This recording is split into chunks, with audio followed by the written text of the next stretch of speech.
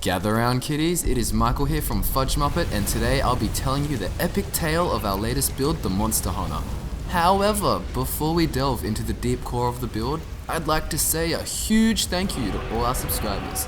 Happy 2,000 subs everyone. We couldn't have done it without you guys, so keep up all the feedback and interaction you're providing.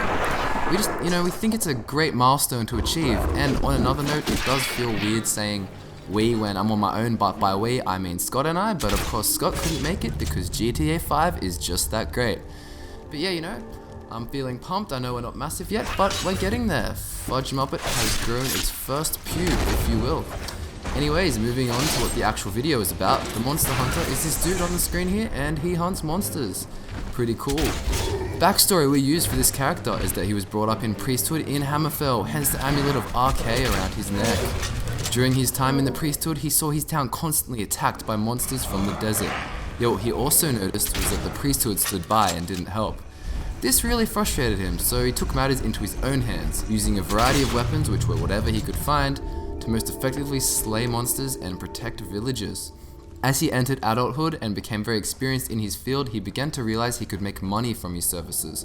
So then he began to travel around to different towns and killed monsters to make a living.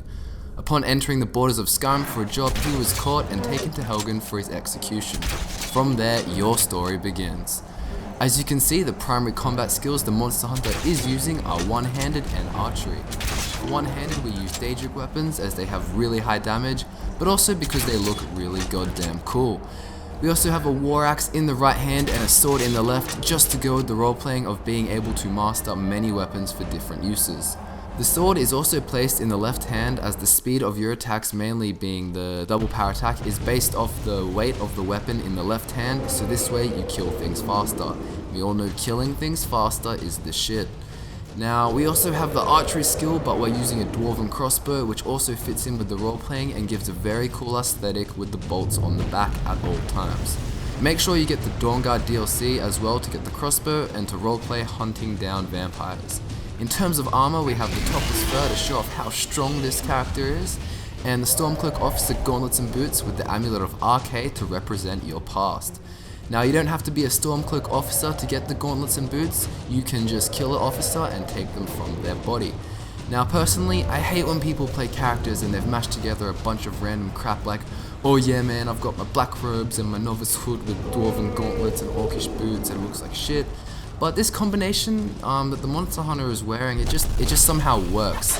Now I suggest for roleplaying you enchant all your items and rename them so you're not associated with Stormcloaks directly if that's not what you want. So you can rename them, call them Monster Hunter Gauntlets and Monster Hunter Boots, or if you're a bit more drastic, you can call it Mega Uber Devilbane Boots of Retribution and Demise, whatever you like. Now you can also use Sneak occasionally, which you actually will be using, to get the best advantages on the monsters as well as some light armor perks so you don't die. Lastly and very importantly, you'll want smithing with perks in it all the way up the right hand side to Daedric. Like the armor, the perks take bits and pieces from everywhere, but like the armor as well, it just works. So I'll leave a link in the description for the perks needed for a level 51 character, and you can go check out what all the fuss is about. So, lads and ladettes, we have come to the end of the video, and yes, believe it or not boys, there are girls who play Skyrim and watch our channel. 7% to be exact, according to the nice little analytics feature we get. Half of these are actually aged in their 30s and 40s, which was very surprising to say the least. So, it's time to decide the next fortnight's build.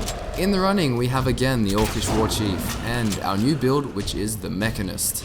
So the Mechanist is going to be a dwarven researcher who became a little too obsessed with the Dwemer, to put it lightly. So those are the choices everyone, make sure you head over to our Facebook page to vote. For all the newbies on the channel, that's how the cookie crumbles, so if you just comment your choice, it won't mean a damn thing.